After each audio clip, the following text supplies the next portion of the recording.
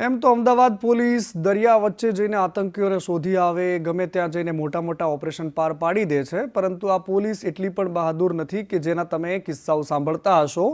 અમદાવાદનો એક કિસ્સો એવો પણ સામે આવ્યો છે કે ચોરીનો સામાન્ય આરોપી અર્જુનસિંહ રાજપૂત છે એ પોલીસને હાથ ઘસતા રાખીને ત્યાંથી ફરાર થઈ ગયો। મેડિકલ માટે આરોપીને સોલા સિવિલમાં લાવવામાં આવ્યો હતો। ઘરફોડ ચોરીનો આ ગુનેગાર હતો।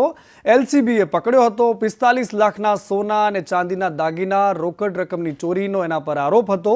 એ બેદરકારી બદલ 2 પોલીસ કર્મચારીઓને આખરે સસ્પેન્ડ કરવામાં આવ્યા છે। પોલીસ કર્મચારીઓ સામે ખાતાકીય તપાસના પણ આદેશ આપવામાં આવ્યા છે, કારણ કે ઘણી બધી ઘટનાઓમાં setting.com પણ આપણને જોવા મળે છે, કારણ કે કોઈ પણ આરોપી આવી રીતે ભાગી જાય એ સીધી રીતે જોવામાં યોગ્ય નથી લાગતું। વિરુદ્ધમાં ટોટલ ભૂતકાળની અંદર ઘણા બધા ગરફોડ ચોરીના ગુના 49 જેટલા દાખલ થયા છે। આરોપીને એલસીબી દ્વારા પકડવામાં આવ્યા બાદ એના વિરુદ્ધમાં દાખલ થયેલા 3 ગુના જે છે એ બીજા ડિટેક્ટ થયા હતા। આ ઉપરાંત એના ઉપર પાસાની પણ કાર્યવાહી થયેલી છે અને આ આરોપીને અટક કર્યા બાદ એલસીબીએ જે છે 27 લાખ રૂપિયાનો મુદ્દામાલ રિકવર કર્યો છે।